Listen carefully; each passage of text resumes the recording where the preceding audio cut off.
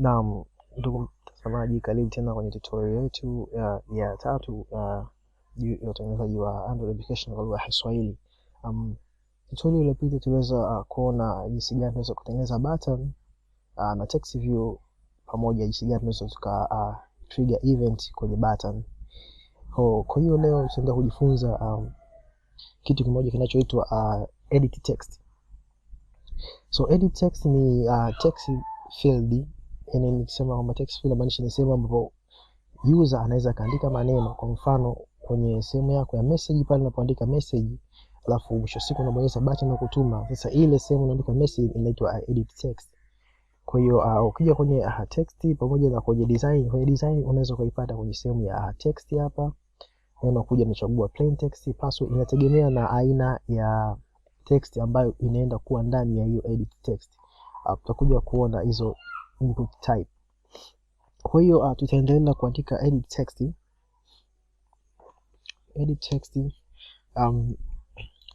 Nikisema kwenye width match parent 80 sema wrap content, unaweza ukaweka values ambazo unaweza kazani zitakuwa zinatosha kwa kweli.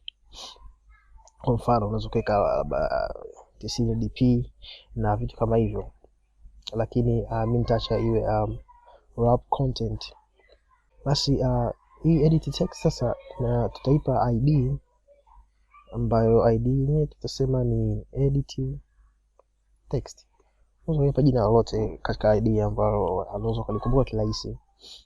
Vile vile tutaenda kuipa hint. Yani hint ni yale maneno ambayo yanaonekana, yani yale maneno yanaonekana kabla hujaandika neno lolote katika edit text. Kwa mfano ukifungua application yako ya WhatsApp, sehemu ya kuandika message inakwambia type a message. Baada ukiandika hata neno moja, ile message inapotea, yani ile type a message inapotea na unaanza kuandika message yako ya kawaida. Ile inaitwa hint.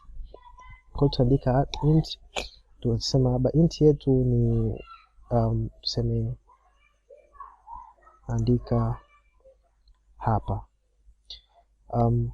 Hiyo ni hint, na kwa sababu kama unavyoona hapa kidogo edit text yetu imebanana na button, kwa hiyo tutakiwa tuishushe kidogo chini kwa kuandika margin top 20 dp. Naam, kidogo imeshuka chini kama unavyoiona, imeshuka chini. Yeah. Kwa hiyo unaweza pia ukaipa rangi hiyo hint yako, lakini tuache rangi hiyo ambayo inayo. Kwa hiyo kutofautisha hint na text color, yani text ambayo tutakuwa tunaiandika kwenye hii edit text ndani, tunaweza kusema text color ya hiyo text ambayo tutakuwa tunaandika huko ndani tuseme iwe rangi nyeusi kidogo. Kwa hiyo itakuwa rangi nyeusi, lakini hint itakuwa rangi kama ya kijivu unavyoiona hapa. Pia tuna input type kama nilivyokueleza mwanzoni kwamba ukija kwenye design unakutana na kuna same plain text, password, email, phone, zote hizi ni edit text lakini zina aina tofauti tofauti. Kwa hiyo input type yenyewe input type inatuambia kwamba hii text itakuwa inachukua data za aina gani. Kwa mfano kama tulikuwa tunaweka edit text kwa ajili ya kuweka password, basi itakuwa ina features zile password kuweka nyota. Kwa mfano ukitafuta password unaweza kuiona kuna text password, lakini kuna password ambayo ni kama pin ambayo inakubali namba peke yake kama hii hapo unaiona, na kuna text nyingi tofauti tofauti zipo hapa.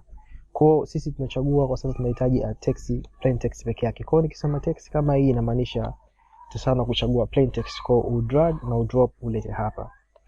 Kwa hiyo zipo attributes nyingi. Kwa mfano jinsi unaweza ukalimit namba za, yani ukalimit kiasi cha maneno ambayo yanatakiwa yaingie ndani ya edit text yako kwa kusema maximum length.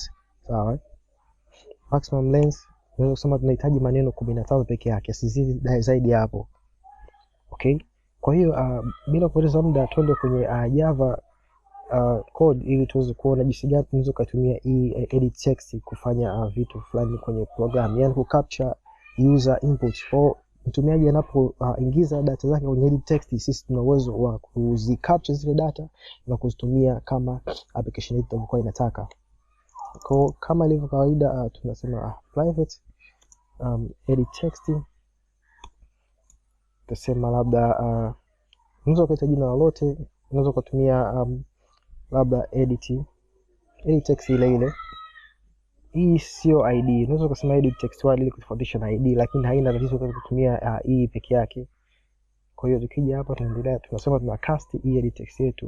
Kwa hiyo tutakuwa EditText 1 is equal to find view by ID r.id .editText, ile ID ambayo tumedefine kwenye XML file. Naam, kwa hiyo tutaendelea na kuandika kitu ambacho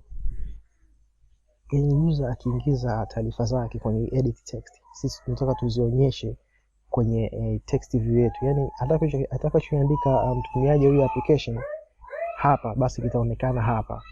Tuandika kitu file kinachoitwa EditText1 hiyo tunaendelea kuandika EditText1.add. Sasa tunachokienda kuandika hapa, tunahitaji wakati mtumiaji wa hii application anaandika maneno yake kwenye EditText, sisi tunahitaji kuya display wakati huo kwenye ile hello world text view.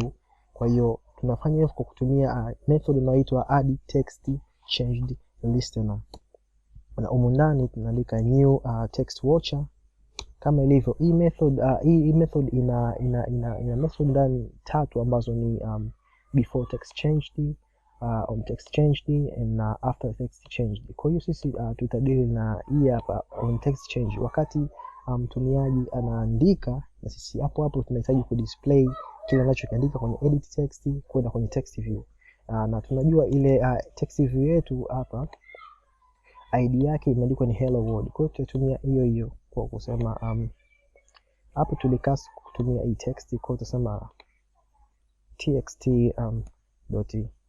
setText, then hapa tunahitaji kupass ile text ambayo ipo ndani ya EditText. Kwa maana hiyo tutatumia string text ni sawa na sasa, ili kucapture ile data ambayo iko ndani ya EditText tutatumia hii EditText hapa ambayo tumecast. Tutasema EditText1.getText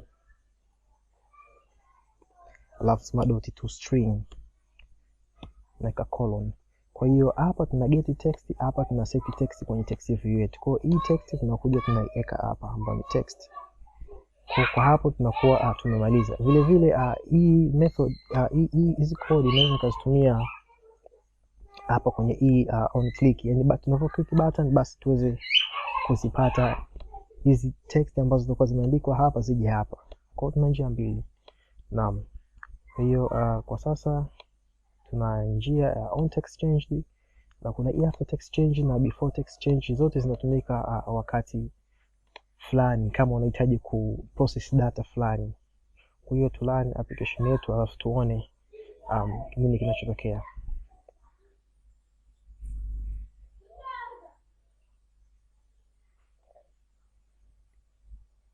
Application yetu sasa imesha run. Kwa hiyo tunaweza tukaandika hapa hiyo text na tutaona hapa hello world ikibadilika. Kwa hiyo tuandike neno lolote, kwa mfano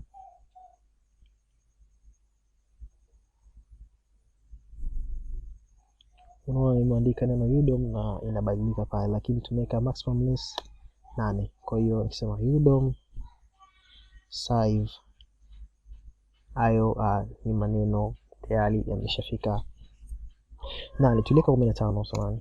Udom save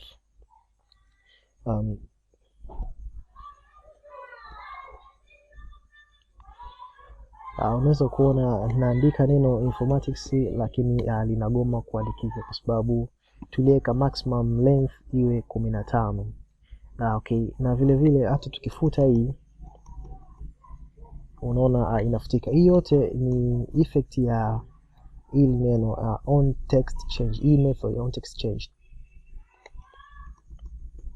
Na vile vile hata nikiandika hapa hello, kitu kile kinachobonyeza button au utaweza kuona mabadiliko yote, kwa sababu hili neno tayari lilikuwa lishakuwa displayed hapa. Lakini hata kama tusingekuwa na hii method hapa, basi hii button tungeclick na inge display ile neno ambayo imeandika hapa ingekuja hapa. Na ukiona kwa makini nikifuta ile neno lote, tunabakiwa na hint ambayo niandika hapa, na nikiandika neno unaona ile hint inapotea na maneno yangu yanakuwa kwa herufi nyeusi. Kwa hiyo hii ni edit text ambayo tunaweza kutumia sehemu tofauti sana katika application yetu. Kwa hiyo kama una tatizo lolote jinsi ya kuandika hizi kodi, au kuna changamoto yoyote ambayo inatokea, unaweza kuandika kwenye comment section hapo, na mimi nitakujibu. Na usisahau kulike na kushare video hii pamoja na kusubscribe, ili uweze kupata updates za kila siku ambazo na kimsingi huwa naweka application, naweka hizi tutorial kila siku.